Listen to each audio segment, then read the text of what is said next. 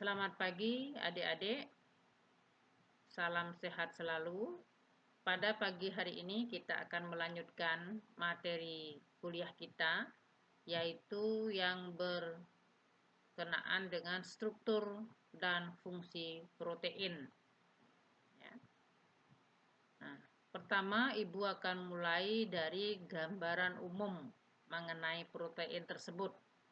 Protein ini berasal dari bahasa Yunani yaitu proteis yang berarti pertama atau utama. Kenapa disebut pertama atau utama? Karena protein itu adalah makromolekul atau biomolekul yang paling banyak ditemukan di dalam sel makhluk hidup. Jadi 50% atau lebih berat kering dari sel makhluk hidup itu adalah merupakan protein, sehingga dia dikatakan yang pertama. Protein bersama tulang, bersama lipid, dia akan membentuk rangka tubuh kita. Ya, protein juga membentuk otot, antibodi, hemoglobin, dan berbagai hormon. Enzim itu juga merupakan protein. Ya. Kemudian protein disusun dari monomer asam amino yang tersambung melalui ikatan peptida, ya, sehingga membentuk suatu polimer yang disebut polipeptida. Jadi protein itu adalah polimer atau molekul besar. Ya. Unsur utama penyusun protein itu adalah ya, unsur C atau atom karbon, hidrogen, oksigen, dan nitrogen. Di samping keempat unsur utama ini, keempat elemen utama ini, protein juga mengandung atau disusun oleh elemen belerang, fosfor, besi, mangan, tembaga, dan yodium. Ya. Nah, ini yang Ibu tunjukkan model-model dari molekul. Bisa digambarkan dalam bentuk wire atau kawat. Ya. Kemudian stick dengan model batang, ya, lengkap dengan warna-warnanya. Dan ball and stick, bola dan batang. Kemudian juga ada dengan bola-bola saja. Nah, ini warna ini biasanya langsung berhubungan dengan elemennya atau unsurnya. Seperti merah ini adalah hidrogen. Kemudian ini yang kelihatan tampak di sini grey, ini sebenarnya putih, ya. Ini dia adalah hidrogen. Kemudian ini kalau tidak salah ini adalah nitrogen, ya. Nitrogen. Ya. Ibu tidak terlalu banyak membahas model dari molekul yang ada. Ibu mau menjelaskan bahwa beberapa atau kadang-kadang molekul atau zat kimia itu digambarkan dengan menggunakan model-model molekul yang ada, seperti itu. Ya. Ibu lanjutkan. Ya. Asam amino yang merupakan monomer atau molekul tunggal, molekul satuan penyusun protein itu secara umum atau pada dasarnya ada dua jenis atau dua bentuk, ya. Yang pertama asam amino yang berupa molekul atau unionized form, ya, bentuk yang tidak terionisasi. Yang kedua asam amino yang bentuknya dalam bentuk ion atau ionized form. Nah, bagaimana asam amino yang merupakan molekul bukan ion, ya. Nah, cirinya atau ditandai asam amino itu ada gugus nitrogen, ya. Ini gugus nitrogen yang berada dalam gugus amino itu NH2. Kemudian ada gugus karboksil, ini COOH. Ini. Kemudian ada satu atom hidrogen terikat dalam karbon. Nah, ini karbon alfa istilahnya, ya namanya. Kemudian ada satu lagi gugus samping, R simbolnya. Gugus samping ini tergantung molekul apa yang nempel di sini, ya. Nanti berikutnya kita tunjukkan ada beberapa molekul dalam asam amino tersebut. Nah, atau juga bisa digambarkan begini, ini ball and stick modelnya, ya. Kemudian yang ini rumus rumus molekul saja atau rumus bangunnya sering dikenal ya. Ini gugus aminonya, ini atom H yang menempel pada atom C-nya, kemudian karboksil ya, gugus karboksilnya, dan ini gugus samping seperti itu. Nah, ini bentuk asam amino dalam bentuk molekul ya. Kemudian kalau asam amino tersebut berada di dalam lingkungan air, asam amino itu berubah bentuk. Dia bentuknya bentuk ion. Sehingga sering disebut dengan ionized form. Jadi bentuk asam amino dalam bentuk ion. Itu cirinya gimana? Nih, ada muatan ya. Ada bermuatan dia molekulnya. Nah, ini gugus ion amino ya. Ini sudah mendapat tambahan hidrogen, dia satu ion hidrogen sehingga dibuat menjadi plus karena dia kelebihan satu hidrogen. Kemudian ini gugus karboksilnya CO-, hilang hidrogennya satu sehingga lebih elektronnya satu di sini. Nah, ini tetap gugus samping dan ini H, atom H yang menempel satu lagi. Nah, kalau kita lihat di sini dalam satu molekul itu ada dua jenis muatan ya, positif dan negatif, sehingga dikatakan molekul atau asam amino ini adalah merupakan bersifat dipolar atau molekul yang dipolar. Di artinya dua, polar itu bermuatan. Jadi memiliki dua jenis muatan yaitu positif dan negatif. Ingat, ini adalah bentuk asam amino dalam bentuk ion kalau dia berada di lingkungan air. Ya. Oke, Ibu lanjutkan. Ya. Gugus karboksil, ya ini gugus karboksil dari asam amino, ya molekul asam amino ini bukan ion lagi ya, gugus karboksilnya ini bersifat asam, sedangkan gugus aminonya ini bersifat basa, sehingga ya asam amino ini dapat bersifat asam maupun basa, ya. Asam maupun basa, sehingga sifat tersebut disebut dengan amfoterik, ya, sifat amfoterik. Kemudian molekul yang amfoterik ini bisa bersifat netral, ya, bersifat netral atau tidak bermuatan, namun dia berbentuk dipolar seperti itu, ya.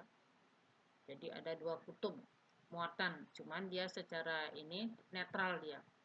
Ya. Dalam bentuk dipolar ini maka asam amino dikatakan bersifat sweeter ion. Ya. Sweeter ion itu adalah molekul yang memiliki muatan yang berlawanan, yang tadi positif dan negatif, ya, memiliki momen dipol dan sekaligus dapat bersifat asam dan basa, seperti tadi. Ya. Nah, kapan dia bersifat asam dan kapan dia bersifat basa? Dalam larutan asam keras atau pH asam, maka sebagian besar asam amino itu berada dalam bentuk kation, ya, dalam bentuk kation, jadi bermuatan positif.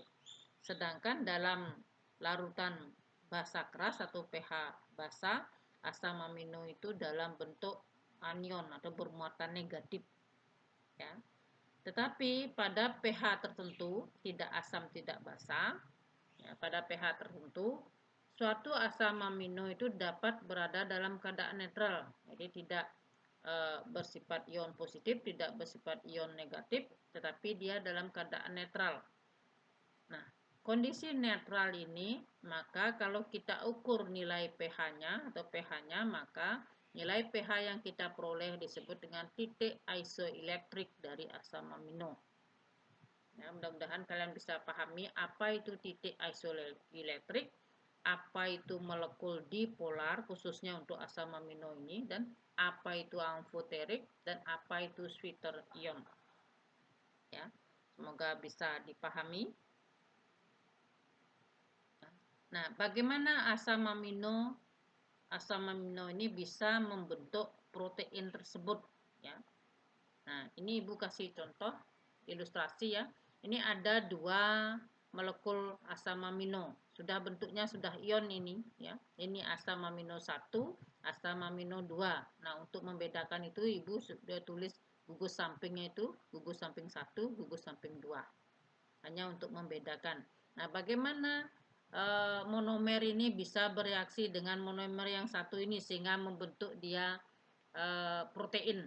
Nah, ini sederhana Ibu jelaskan. Nah, pertama ini terjadi pemutusan ikatan. OH-nya putus sehingga di sini udah 01 dia tangannya nih C ini. Yang ini juga putus satu. Nah, tangannya N01. Sehingga ini 01, ini 01. Jadi dia supaya bisa memakai punya pasangan elektron sehingga dia bergabung di sini. Nah, memakailah dia ini menyerahkan satu elektronnya, ini satu sehingga ada sepasang elektron dipakai bersama-sama. Nah, ini berdekatan dengan C dengan N ini. CN ini tadi. Ya.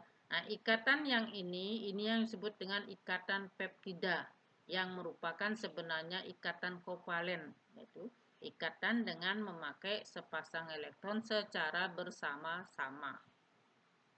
Ya. Nah, ini sudah terbentuk ini karena ini ada satu peptida dipeptida, molekul dipeptida. Ya. Nah, ini bagaimana tadi yang OH- sama A+ yang merupakan lepasan dari asam amino 1 dan 2. Nah, ini dia bereaksi membentuklah dia molekul air. Ya, membentuk molekul H2O. Ya. Nah, sudah terbentuk peptida. Nah, sedangkan kalau protein, kalau ini kan sederhana sekali baru di peptida. Nah, protein terbentuk. Nah, ini ada banyak asam amino bersambung rantai panjang sehingga membentuk molekul yang besar. Kalau 2 asam amino membentuk dipeptida, kalau 10 asam amino masih sampai pada oligopeptida. Ya.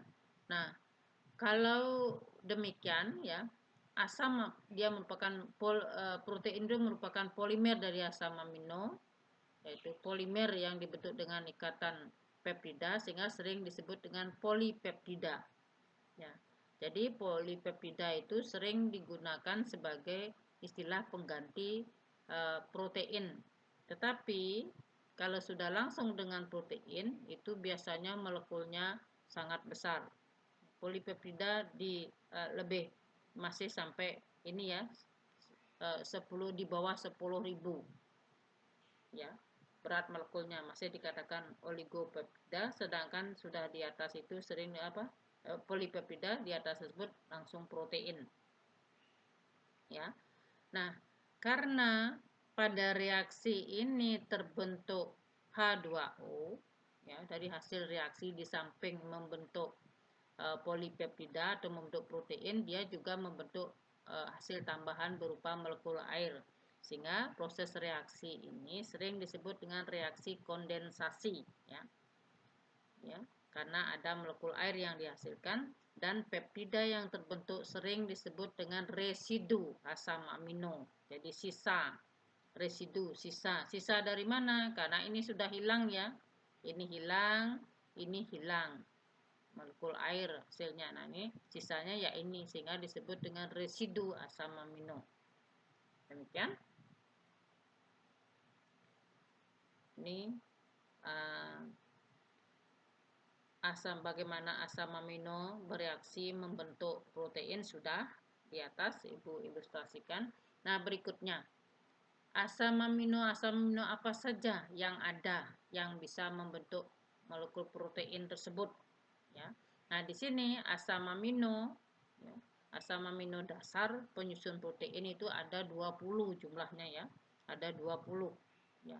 Nah, dari 20 asam amino dasar tersebut setengahnya itu tidak dapat disintesis di dalam tubuh kita. Ada dalam tubuh hewan, tidak bisa dibuat dalam tubuh kita. Nah, kalau tidak bisa dibuat, tubuh kita memerlukan sehingga jenis asam amino ini harus diperoleh dari makanan. Jadi, nah karena dia kita dapatkan dari makanan atau tubuh kita tidak bisa mensintesisnya, maka kelompok asam amino ini sering disebut dengan asam amino esensial. Ya, asam amino esensial adalah asam amino yang tidak dapat diproduksi oleh tubuh kita sehingga dia harus diambil atau diperoleh dari sumber makanan yang kita makan. Nah, yang mana saja asam amino esensial? Nah, tentunya kalau ada esensial pada lawannya non esensial. Kalau yang esensial itu diperoleh dari makanan atau tidak dapat diproduksi oleh tubuh kita. Kalau yang non esensial berarti tubuh kita bisa memproduksi, bisa membuatnya, ya. Nah, ini diantaranya yang esensial itu ada 9, ya. Jadi dibilang hampir separuh, ini sudah ada 9. Nah, sisanya lagi 11. Ini adalah yang non esensial, ya. Nah, ini silakan di memorize, ya, dihafalkan, ya. Nah, ini yang ada dalam kurungnya ini biasanya ditulis ini simbolnya, ya. Histidine pakai H besar, isolation ini pakai I kecil, I besar, gitu seterusnya, ya. Asam amino esensial, nah ini sering juga diistilahkan asam amino indispensable, ya. Ingat nanti kalau ada muncul istilah ini berarti yang dimaksud dengan asam amino esensial. Nah, kalau yang non esensial ini Ibu buatkan dia ada dalam 3 warna, ya. Ada yang warna merah dan warna hitam dan ada yang warna biru. Ada juga yang ada starnya. Nah, ini ada penjelasannya, ya. Kalau yang ada starnya ini itu adalah asam amino. Dia esensial tapi pada kondisi tertentu. Nanti di slide berikutnya Ibu jelaskan kondisi apa yang dimaksud. Dan yang terakhir, ini kelompok merah, ini kelompok apa? Di belakangnya Ibu tuliskan. Nah, yang biru ini, pyrolysin, ini sebenarnya dia kalau masuk ini 21 jadinya. Nah, ini yang asam amino dasar ke-21 tetapi biasanya tidak diperlukan oleh tubuh manusia. Sehingga katakanlah ini 20 dia asam amino dasarnya. Oke, penyusun protein. Nah, ini penjelasannya, ya. Yang esensial tadi yang 9, oke. Yang tidak bisa atau asam amino indispensable yang tidak bisa diproduksi oleh tubuh. Kemudian, nah ini yang non esensial itu, yang 6, ya.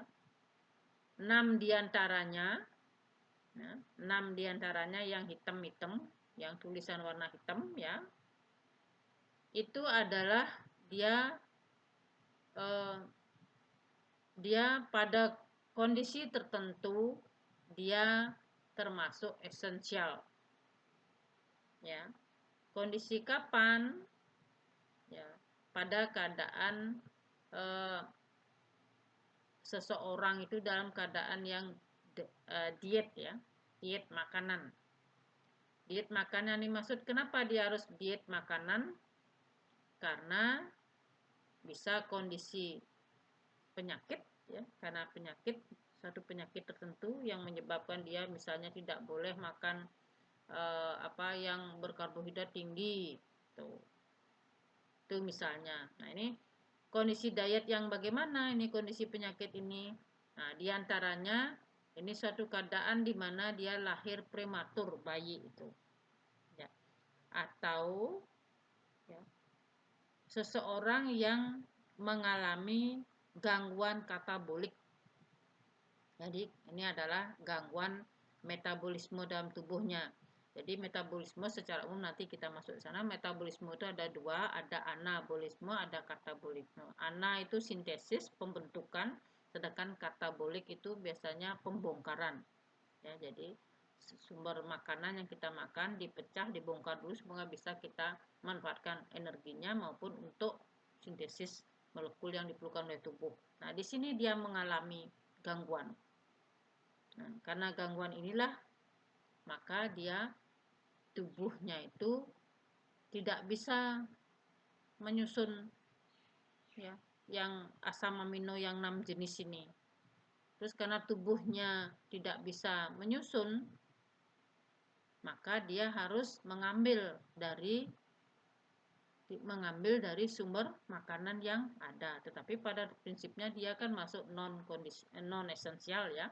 Bisa diproduksi tetapi karena kondisi tertentu nggak bisa tubuhnya memproduksi sehingga dia harus mengambil dari sumber makanan. Masuklah dia esensial itu. Nah, ini sudah ada catatannya, ya. Kemudian 5 yang lainnya itu yang berwarna merah di sini, ya. Yang berwarna merah. Oke. Nah, itu bisa disintesis di dalam tubuh kita. Jadi dia non esensial. Seperti itu. Nah, tadi secara umum kan di sini ada gugus samping. Ibu belum masuk secara detail, Ibu sebut saja ini bahwa ini adalah asam amino, molekul asam amino, ini gugus aminnya, ini gugus karboksilnya, ini satu hidrogen yang melekat pada karbon ini. Kemudian ini ada juga gugus samping. Nah, berdasarkan struktur kimia gugus samping atau R ini, maka asam amino dikelompokkan menjadi 5 kelompok besar. Jadi, kalau dilihat dari gugus apa saja yang menempel di sini, maka asam amino ini dikelompokkan menjadi 5 kelompok besar. Apa saja itu? Yang pertama, kelompok nonpolar. Kelompok yang tidak bermuatan dan alipatik. Rantainya bisa lurus, bisa bercabang, atau bisa siklik asiklik, tetapi tidak ada ikatan rangkapnya. Ingat ya, tidak ada aromatik, tidak ada cincin benzen di sini, sehingga dia alipatik. Yang mana saja? Nah, diantaranya ini GAPVLIM. Silakan. Nah, ini berat molekul ya, berat molekul, MR berat molekul. Nah, ini simbol. Kadang-kadang bukan G saja dipakai, ada GLY, ALA, PRO. Ya, seperti itu. Ini juga bisa kalian bisa pakai abbreviation or you can use just using the symbol. Oke. Nah, kelompok yang kedua itu aromatik. Ya. R-nya itu ada molekul yang ada cincin benzennya. Yang mana saja? Ini ada 3 ya. Penilalanin, tirosin, triptofan. Kelompok yang ketiga, R itu adalah polar, dia molekul polar tetapi tidak bermuatan. Ya, ANSA tidak bermuatan, tidak positif, tidak negatif, tapi dia polar. Ya. Ada berapa ini? Ada 5 ya. Kemudian beri kelompok yang keempat, R itu adalah gugus yang bermuatan positif. Ya. Itu ada 3 jenis. Kemudian yang terakhir itu adalah gugus yang bermuatan negatif. Nah, ini ada 2. Nah, detailnya, nah, supaya kalian punya gambaran lebih jelas lagi. Nah, ini yang tadi yang kelompok yang pertama itu adalah R, di mana molekul tersebut tidak polar dan alipatik. Nah, ini yang paling sederhana sekali. Yang nempel di sini H. Ya. Atom hidrogen. Nah, ini berikutnya lebih kompleks. Ya, CH3. Nah, ini juga alipatik ya, rantainya lurus. Nah, ini dia siklik. Jadi R yang nempel ini dia. Bukan siklik ya. Siklik betul jadinya terhadap N dia di sini. Nah, kemudian ini yang rantai bercabang. Oke, rantai bercabang. Ini juga ya, jadi tapi tidak ada yang bensin, itu tidak ada cincin aromatiknya, tidak ada. Oke, sehingga dia termasuk gugus yang tidak polar dan alipatik. Oke, nah berikutnya gugus aromatik, ada cincin bensennya di sini. Jadi yang R itu yang berkata ada cincin bensennya. Seperti ini juga, seperti ini juga. Ya, sebentar ya.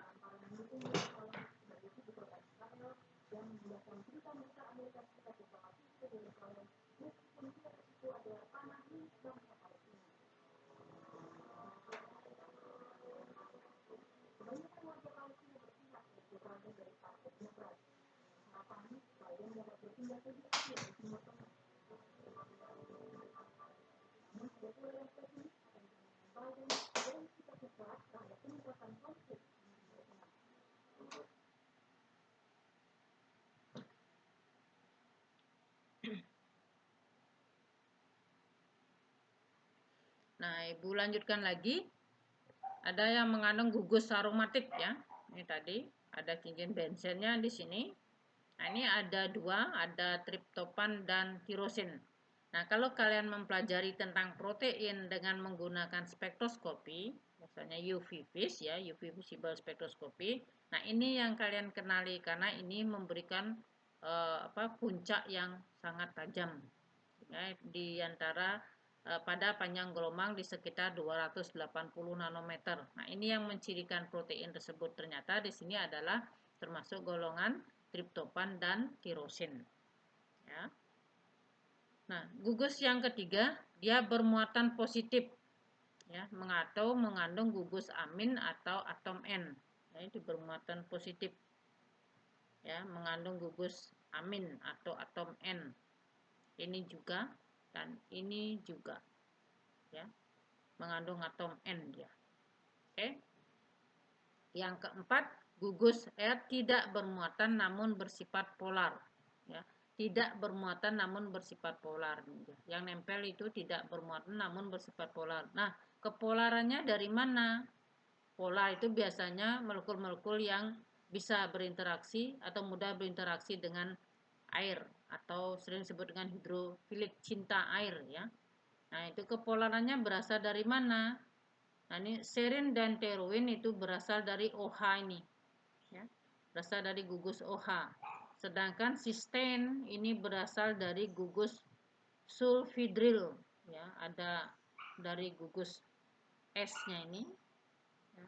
Sedangkan berikutnya asparagin dan glutamin itu berasal dari, nah ini, gugus amidanya, ada N-nya. Ada N-nya.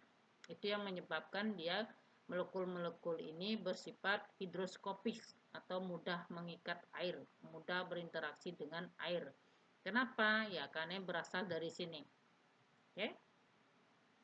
Nah, gugus R bersifat negatif. Ya. Gugus R yang bersifat negatif, nah ini ada dua, aspartate dan glutamate. Nah, ini negatif ya. Oke, ada karboksil tapi ya H-nya hilang, ya. Ya. Nah, ini bagaimana prinsip mempelajari protein atau biomolekul tertentu dengan menggunakan spektroskopi. Dari mana hal ini itu berkenaan erat dengan hukum Lambert-Beal. Ya, ini hanya Ibu memperkenalkan, siapa tahu ada yang tertarik nanti mempelajari tentang protein atau karbohidrat atau mungkin nanti lipid dan yang lainnya. Ini ada satu gambaran umum bahwa kita bisa mempelajari atau mengenali bagaimana sih sifat-sifat molekul tersebut, ya, secara spektroskopi. Ya. Nah, Ibu masuk ke fungsi protein. Ya. Strukturnya sudah, bagaimana reaksi terbentuknya protein sudah, kemudian molekul-molekul dasar atau monomer-monomer dasar apa saja penyusun protein itu, dan kalau ditinjau lebih dalam lagi termasuk kelompok yang mana. Itu sudah Ibu jelaskan semuanya tentang protein. Dan Ibu masuk ke fungsi protein. Nah, secara umum fungsi protein ini dikelompokkan menjadi dua kelompok besar. Yang pertama fungsi struktural, yaitu protein membangun tubuh, ya, ikut membangun rangka tubuh. Kemudian fungsi protein berikutnya adalah berfungsi sebagai fungsional protein dengan fungsi tertentu. Contohnya protein bisa berfungsi sebagai enzim. Enzim itu adalah sebagai katalisator dalam proses metabolisme yang terjadi dalam tubuh kita. Kemudian juga berfungsi sebagai antibodi pada sistem imun pertahanan tubuh kita. Berfungsi sebagai hormon, berfungsi sebagai cadangan. Cadangan apa? Ini biasanya cadangan energi. Ya. Kemudian berfungsi sebagai alat gerak, ada protein molatil nanti di situ. Kemudian berfungsi sebagai sistem transport dan penerima rangsangan atau respon kimiawi. Nah, ini biasanya pada saat protein itu berfungsi sebagai transport dan penerima rangsangan, biasanya dia sebagai komponen penyusun dari membran itu biasanya. Ya. Nah, ini diantaranya ya, protein struktural pada umumnya bersenyawa dengan zat lain dalam tubuh ya pada saat proses pembentukannya ya. Contohnya nukleoprotein, yaitu inti dengan protein ya. Dan juga lipoprotein dalam membran sel ya. Lipid dan protein, lemak dan protein dalam membran sel. Dan ada juga protein yang tidak bersenyawa dengan komponen struktur tubuh tetapi terdapat sebagai cadangan zat di dalam sel-sel makhluk hidup yang tadi berfungsi sebagai cadangan itu ya. Contohnya protein pada telur ayam, burung, kura-kura dan telur penyu ya. Nah, semua jenis protein yang kita makan akan dicerna di dalam saluran pencernaan menjadi satu zat yang siap diserap oleh usus halus yang berupa asam amino. Kalau sudah jadi ini, dia baru bisa diserap oleh tubuh kita. Entah dipergunakan untuk membangun, ataupun hasil metabolisme itu bisa digunakan untuk aktivitas atau kegiatan kita sehari-hari. Oke, ini Ibu uraikan sedikit lagi tentang lipoprotein. Tadi di atas ada lipoprotein, dia membentuk biomolekul kompleks antara protein dengan lemak atau protein dengan lipid. Ya, jadi lemaknya ini terikat pada protein, ya, sehingga memungkinkan lemak untuk bergerak melewati air pada bagian dalam dan di luar sel. Jadi kalau dia membentuk kompleks, kalau lemak sendiri kan tidak bisa dia menyatu dengan air ya. Tetapi kalau sudah membentuk kompleks dengan protein ini, nah ini dia bisa ya bergerak melalui air. Ya. Kemudian protein berfungsi untuk mengemulsi lipid. Ya. Jadi berfungsi untuk mengemulsi lemak atau lipid itu menjadi butiran lemak. Oke. Nah, asam amino yang dihasilkan dari proses pencernaan makanan atau dari hasil metabolisme tubuh itu berperan sangat penting di dalam tubuh, diantaranya yang pertama sebagai bahan dalam mensintesis atau membuat ya zat-zat penting dalam tubuh seperti hormon, antibodi, dan organel-organel sel lainnya. Ya. Asam amino juga berfungsi untuk perbaikan. Ya. Jadi kalau ada sel tubuh yang rusak, nah itu diperlukan bahan dasar untuk memperbaiki sel tersebut. Okay. Juga untuk pertumbuhan dan juga untuk pemeliharaan sel, jaringan, dan organ-organ tubuh kita. Asam amino juga berfungsi sebagai sumber energi yang tadi ya, cadangan tadi ya, sebagai cadangan sumber energi, dan setiap gramnya biasanya menghasilkan 4.1 kalori ya. Mengatur dan melaksanakan metabolisme tubuh misalnya sebagai enzim. Nah, ini salah satu asam amino, dia juga mengatur dan melaksanakan metabolisme tubuh ya. Menjaga keseimbangan asam basa dan keseimbangan cairan tubuh. Itu juga asam amino itu ya. Sebagai senyawa penahan atau buffer, protein berperan besar dalam menjaga stabilitas pH cairan tubuh. Sebagai zat larut dalam cairan tubuh, protein membantu dalam pemeliharaan tekanan osmotik di dalam sekat-sekat penguat tubuh. Ini banyak ya. Fungsinya sebagai menjaga keseimbangan asam basa, keseimbangan cairan dalam tubuh. Nah, ini keseimbangan cairan dalam tubuh ini pemeliharaan tekanan osmotik. Nah, ini hubungannya ya. Kalau tekanan osmotiknya ini lebih kecil dibandingkan dengan tekanan yang ditimbulkan oleh zat cair di sekitar sel, maka sel itu bisa membran selnya bisa pecah dia sehingga mati selnya ya. Kemudian asam amino itu berfungsi juga membantu tubuh dalam menghancurkan atau menetralkan zat-zat asing yang masuk ke dalam tubuh. Nih.